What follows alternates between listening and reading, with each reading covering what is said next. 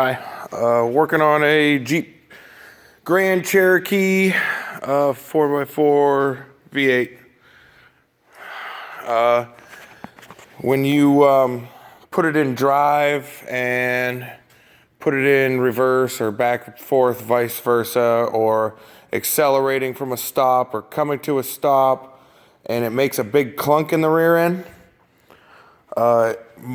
quite possibly it could be your differential's rear upper ball joint.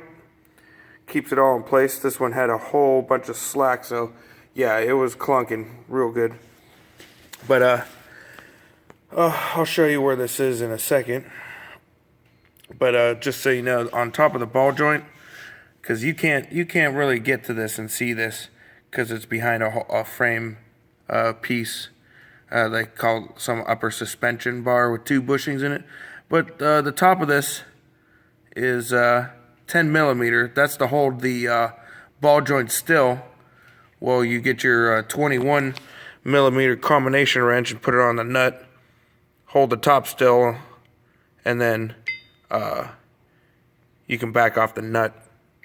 The reason why I had to do that anyway was because usually the ball joint is stuck in the arm and you can just get it off and this doesn't spin, but mine was spinning, so I had to have a way to hold it. Well, I got my 10 millimeter, you could whatever 10 millimeter, pounded it on with a hammer, bap bap bap, and then that allowed me to hold this still with a ratchet. Well, I got my 21 millimeter and turned it off. But let's see here, underneath. Let's go underneath. Supported the differential, of course. Make sure it didn't drop on me when I released the ball joint. But I don't think it's necessary because once I got it off, it didn't kill me. It just kind of hung there by the rest of the suspension bars. So in between the 2 rear tires, you know, you got your big old axle differential carrier right here, and then above that, on top of the differential, is that ball joint that I just showed you. It's got 3 bolts. They're all 21 millimeters.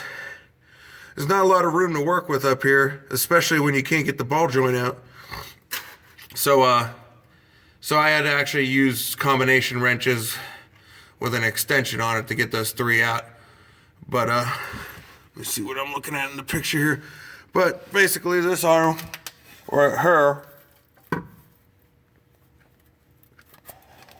it was the big old suspension arm that goes side to side underneath the exhaust shields. The other one, you can't see it. Those bushings, you know, while you're under here, check and make sure those are good, because those could cause clunking noises and play in the rear end. That's a 15 millimeter bolt, by the way. So basically, I already got the new one installed. This is just a supplement to help anybody who's experiencing this problem and where it's located at.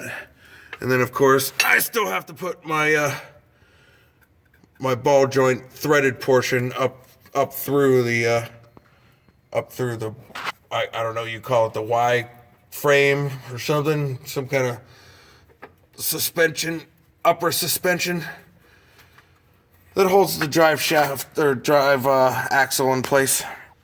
That nut on top of the ball joint, like I said before, is a 21 millimeter, at least on the stock one. But definitely it ended up being a pain for me. So I got good old trusty die grinder here.